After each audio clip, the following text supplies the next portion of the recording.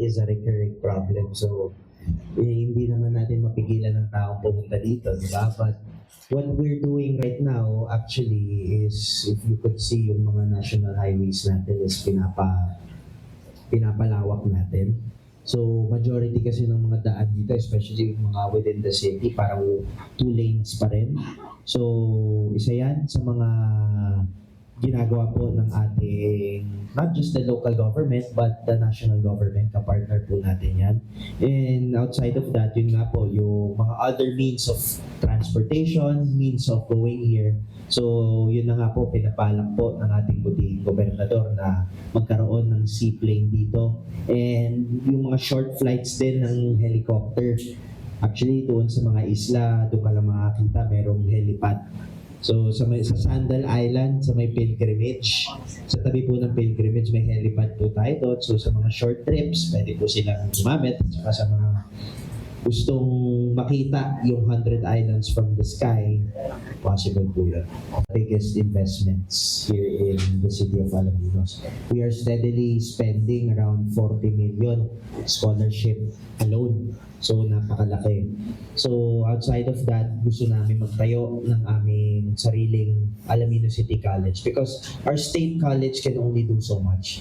Yung PSU, hindi naman din ganun kalaki.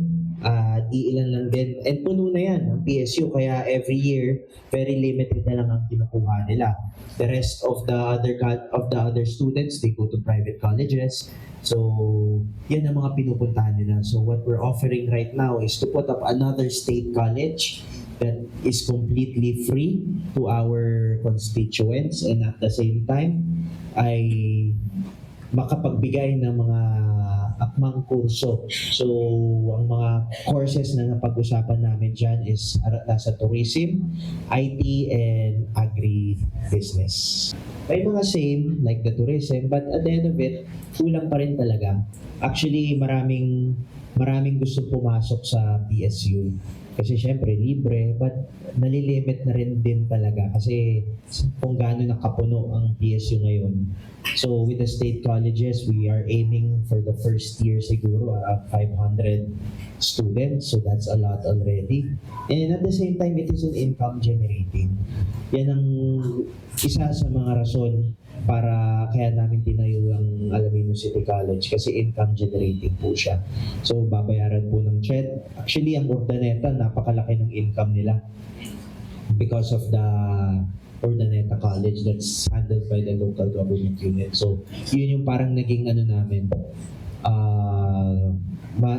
yun yung gusto namin mangyari dito sa Alaminos. Actually, ang scholarship po namin is actually we are, if not the only one, we are one that is open ang scholarship. So every family, every household here in the city of Alaminos is entitled to one scholarship. Kaya napakalaki po ng scholarship program namin. We are spending 40 million a year. So, kasi yung iba kasi nagpapa-exam pa, nagpapaano. Dito, wala po. As long as you're a resident of Alaminos, you are entitled. Pero pag may with certain criteria, bawal kang bumagsak, gano'n. So, pag may bagsak ka, automatic, tanggal ka.